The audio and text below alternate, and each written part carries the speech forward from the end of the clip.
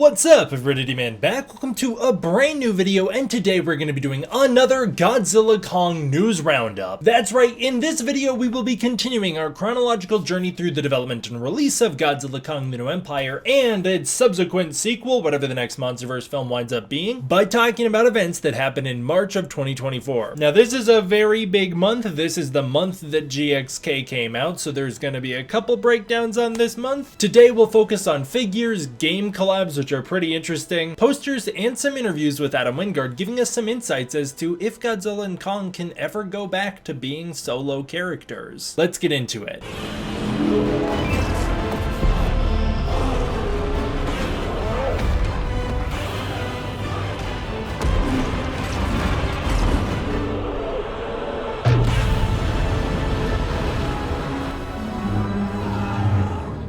Starting out, as always, I want to show off some artwork, and this first piece comes to us from Nick Pino Illustrations. This is their Shimo. It is so cute. I love the colors. I think this is a great use of color. I love the Hollow Earth inspired backdrop, and I think that this Shimo art is so adorable. Especially, I really like the way that the ice is coming out of the mouth there. I think that's super cool, so I wanted to show it off. D1001 did their evolved Godzilla art of Godzilla bursting through the ice in his evolution chamber, and it looks incredible. I love the red halo over Godzilla's head. This looks fantastic, proving my theory that evolved Godzilla was designed for fan art. It just looks incredible. It's so cool. Van Kev, oh my lord, did a Shimo redesign. It's crazy. This is just fantastic artwork. I'm always impressed by what is the ZBrush 3D art. I am so impressed by it. The crystals on the back look incredible. I love the way they've done the color in the crystals, and the texture of Shimo looks great. The face looks amazing, and it's a lot scarier than the original Shimo. I actually think that this Shimo harkens back to the early days of the MonsterVerse. I could see this very much being a design used in Godzilla 2014 or Kong Skull Island, or maybe even King of the Monsters. When GXK was coming out in theaters, so much theater exclusive merch was announced, which makes me a very happy person. I got so frustrated after seeing -1 in Japan because the theater merch was incredible, and it's like in America we get maybe a popcorn bucket, maybe for a movie, occasionally an icy cup, and that's it. And it really frustrated me. Like, why don't we do more? Why don't we do more fun stuff in theaters? And we finally have entered that era. America finally caught up. So these are all these Cinemark GXK theater exclusives. There was plushies. There was these souvenir cups, which are so fun. There's a lot of cups and popcorn tins. I actually really like that popcorn tin. I think it's pretty sick. The plushies were not exclusive to Cinemark. They were also at AMC theaters, which is actually where I got them. I actually have those. I bought them at AMC. Very cute. I don't know why they didn't make a Skar King or a Shimo or a Mothra, but those are still very cute. Okay, I kind of get why they didn't make a Mothra. But Skar King and Shimo, what the heck? Toho Kingdom actually found these things in the wild, so you can check them out there. Rigo launched a Godzilla merch line. You can actually use the links in the description below to go get yourself some now, as some of these are still on sale. There was the Godzilla Level Up shirt. There was a Godzilla Kong jacket, which is pretty cool. I love that on the sleeve it's got little symbols for each of the Titans. That's pretty cool. There was a Godzilla vs Kong hoodie. There was all sorts of stuff, traditional hoodies and shirts and all sorts of stuff. My favorite is actually the Hawaiian shirt with Godzilla, Shimo, Kong, and Skar King. I think that one's so fun. There was also theater exclusive cups, plushies, and figures which were revealed. I love these cups. I believe these ones were the Regal cups. The Godzilla Kong Playmates trailer was released. It was actually released in February. I just forgot to mention it in the last video. It's very iconic in its own weird way, of course. Fearsome Godzilla has evolved.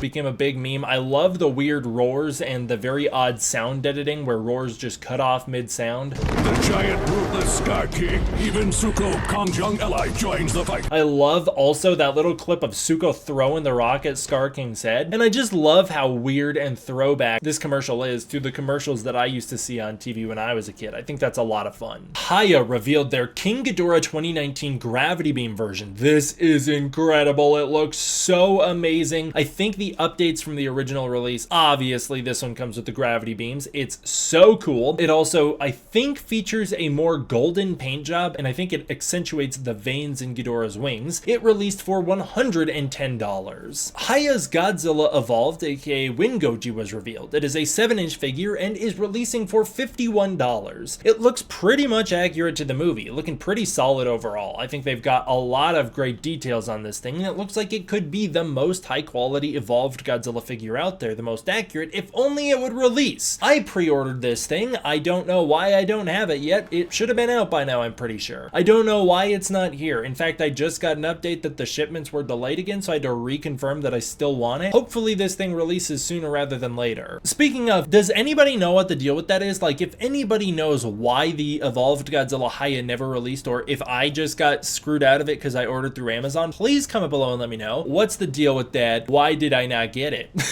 Was it not supposed to be out a while ago? In anticipation for New Empire, all of the MonsterVerse films hit HBO Max, or I guess it's just called Max these days, but they are on rotation, so they don't stay there forever. The final issue of Godzilla vs. Kong vs. the Justice League was revealed with the Kong Lantern cover being teased. It's so fun, so silly, so epic. I was a big fan of that crossover comic. Actually, I have the shiny cover framed on my wall just off screen here. Another Godzilla vs. Kong crossover happened with Call of Duty, although this one was not as exciting as Operation Monarch, which happened for Call of Duty Warzone. This was the Godzilla X Kong, the New Empire X Modern Warfare 3 crossover. There was a King Kong operator skin and a Monarch Beast camo. There were some images revealed for that, like there's a tracer pack that went along with it, some banners, teaser images, and such. And additionally, there was a series of finishers added to the game, including the Kong Knuckle Sandwich, which I think is awesome. I love the way he whips them around and throws them. I also love the way he like Hulk to Loki slams them around. That is so much fun. The Godzilla one, which I think the video here doesn't show the animation right, because it seems like he should have atomic breath, but he just doesn't, so that one's pretty bad. There was the Skar King one, which is pretty fun with the whip slash, and then the Shimo one, which might be my favorite, where Shimo freezes them and then smashes them to pieces. Very brutal. I love it. I'm honestly not too sure what Obi is or what the Godzilla Kong crossover with Roblox was, but there was a Godzilla Kong crossover with Roblox. As you can see, the teaser shows Kong's hand with the beast glove, shows some little activities where you can collect crystals and run around with, I believe, Suko in the background. It seems like Godzilla Kong, all the boys were added to the game and you could experience them throughout the collaboration event. I really don't know anything about Roblox. I'm very out of the loop on that, but I know that Kaylee Hoddle, who plays Gia, used to be a big fan, as she had me help her set up a Roblox server back at Anime Matsuri 2021. So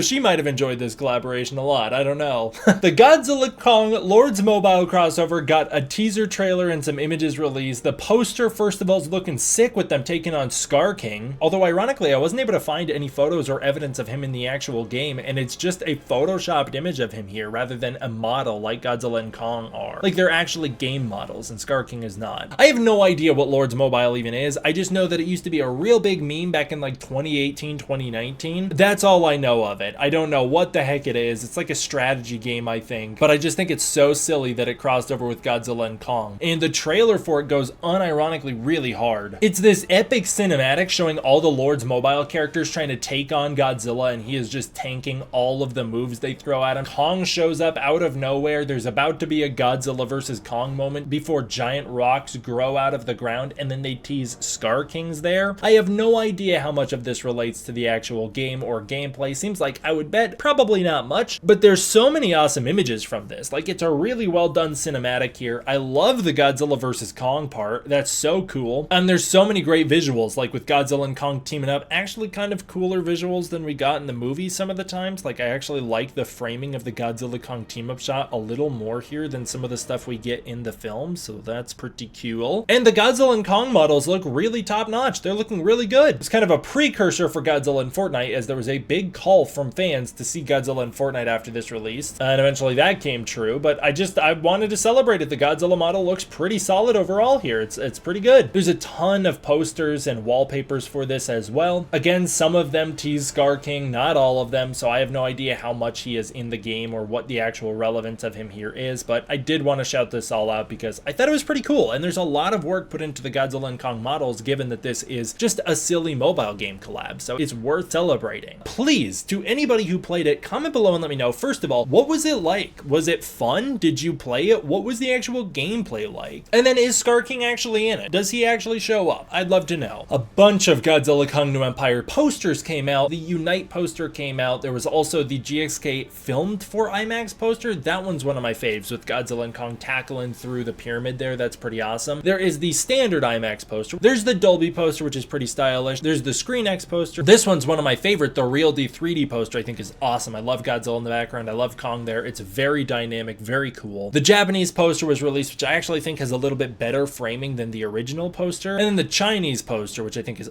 awesome, with Godzilla and Kong doing their big power move together, running through the pyramids, looking great. The final trailer for Godzilla Kong the New Empire came out, celebrating 10 years of the MonsterVerse, a big nostalgia play if you'll remember, but that did come out at the beginning of March, so it's worth mentioning. Adam Wingard discussed what gives Skar King his advantage. As we all know after seeing the movie, Skar King really has no advantage, so everybody hyping up that Skar King was going to be the biggest threat we've seen in the MonsterVerse, he's not really, is he? He's not really the biggest threat we've seen in the MonsterVerse. King Ghidorah I still think posed the biggest threat of the entire MonsterVerse. Ghidorah was also able to raise all of the Titans from sleep and send them into war, so it's like Skar King's not even the only Titan with an army. And Ghidorah and all of his Titans I think could clear through Skar King and all of his apes and whatnot, even with Shimo. I think all the other Titans combined overpower the ape army. Especially when you remember, very few of the apes actually were willing to fight by Skar King's side. But anyways, Adam Wingard elaborated on Skar King himself, what gives him the threat, and it's an interesting explanation here. He says, in the way that humans have armies and weapons of mass destruction, the Skar King's got his version of that. And it's going to take all the hero monsters in the world to band together to be able to stop him. I think that's really interesting, the idea that Skar King really truly does not have all that much power on his own. He's a very dynamic fighter and he can run circles around both Godzilla and Kong, but the second either of them grabs him, dude's gamed over. So I think it's interesting that Skar King really relies on the support he gets, and that's what makes him a threat. Also his command over Shimo. It's really that he's a more intelligent fighter than they have gone up against before, which is a really cool dynamic. I also love that it's going to take all of the hero monsters in the world to be able to stop him. Of course, you got Godzilla, Kong, Zuko, and Mothra teaming up to be able to stop him, so he's not wrong. It's a big team up. Finally, Adam Wingard discusses why Godzilla and Kong were brought back together. I think it's very interesting and very telling. He says, once you put Godzilla and Kong together, you can't take them apart, but they're never going to get along really all that well. They both have too big of egos, and that's what's so fun about them, is that even when they do team up, there's always going to be this sort of uneasy truce. I think that's a very interesting reason to just say, like, well, once you put them together, you can't take them apart again. That's like saying once the Avengers team up, they can never unteam up. They have to remain the Avengers forever, and you can never go back to solo entries. As you guys know, if you've watched my videos, I think that's a really limiting thing to do. I think if we do that, that actually absolutely limits the franchise and puts a much more definitive and quicker end to the MonsterVerse. I just don't think it'll go on as long if the two of them always have to be in each other's stories, as there's a lot of Godzilla stories that you just don't need Kong for. Like Biollante is not really a character you need Kong to be a part of, or so many other Godzilla characters. And then with Kong, there's so much potential of just having him in the Hollow Earth with threats down there that you don't need Godzilla for either. Or if you want to do flashbacks to the Skull Island area, you don't need Godzilla in that. So I don't know, I think it's very limiting. I think it's probably a knee-jerk reaction from the studio being like, whoa, Godzilla vs. Kong was gonna make a ton of money in a non-pandemic world, and GXK made quite a lot of money, and is one of the top grossing films of the MonsterVerse, so let's keep them together forever. I think the studios need to be more budget conscious and be like, we can do a Godzilla solo film on a lower budget, and it does not need to make as much as GXK, because it's not a team-up movie, so it can make less money, and that is okay because the lower budget is fine with that. Or whatever, you know, I think that there needs to be more reasonable expectations of the way these movies will perform. They're not Avengers movies. They're not going to be billion-dollar pictures. I don't know. Point is, that kind of scares me to hear that they'll never go back to being in solo films. I personally really want Godzilla 3 without Kong. I know many of you guys do as well as I'd love to see Kong do stuff without Godzilla. But I guess while the MonsterVerse lives, it can be a pretty exciting thing to be like, well, we've got these two characters, these two IPs, we might as well make the most of them, because you never know when they're going to get to cross over again outside of the MonsterVerse. So at least we can say they're doing all that they can with these guys while they got them, and that is something to celebrate. I also think it's interesting that he mentions that both Godzilla and Kong have too big of egos, so they'll never really get along all that well, as I feel like the ending of GXK truly solidifies these two as a duo. I think the ending of the movie, there's no chance Godzilla goes back to being that aggressive and stupid to the point where he will try to fight and kill Kong again. I feel like by the end of GXK, Godzilla should be totally fine with it if Kong comes to the surface world, and Kong should be totally fine with it if Godzilla goes down to the Hollow Earth. I think if they don't do that, it's going to be really repetitive and frustrating. Like, we do do not need to see these two monsters fight unless there's an orca forcing them to. You know what I mean? They should have moved on past this. They should have moved on past the need to fight after Godzilla vs. Kong, but it was incredibly exciting and fun to watch them fight in GXK. So it's another double-edged sword where it's like, on the one hand, it is fun to see these two duke it out. On the other hand, I do think it's a little repetitive if they continue to fight past this movie. Like, they definitely should be on the same page from now on, especially because they give each other little buddy comedy, like, we totally nailed that looks at the end of the film. So hopefully moving forward, the two of them can just get along when needed. Even if they don't want to team up with each other, at least if they do, they'll be like, all right, Godzilla, come have my back, or Kong, get my back, I need your help this time. Something like that. I don't want to see them fight again. I don't want to see them fight again at this point in the timeline because it will be redundant. It'll be stagnant character growth. But the premise of Godzilla and King Kong fighting, I'm still all for. You give me a Toho King Kong versus Godzilla, I'm back on board. I don't know, those are my thoughts. What do you guys think? Would you like to see the monsters go back to being in solo films, or are you all in the camp of Godzilla and Kong being in each other's projects from here through the rest of the MonsterVerse? Are you totally down for that? Comment below and let me know. I would love to hear your thoughts. As always, I want to give a huge thank you to my patrons over on Patreon. It is through the support of the patrons on Patreon that I'm able to continue to make videos like this for you. If you want to join the Patreon, you can use the link in the description below where you can get early access to content, access to the Discord community, and more. If that's not your thing, please consider joining the channel as a channel member for exclusive perks. Thank you all for watching. I hope you enjoyed. I will see you all next time for the next one.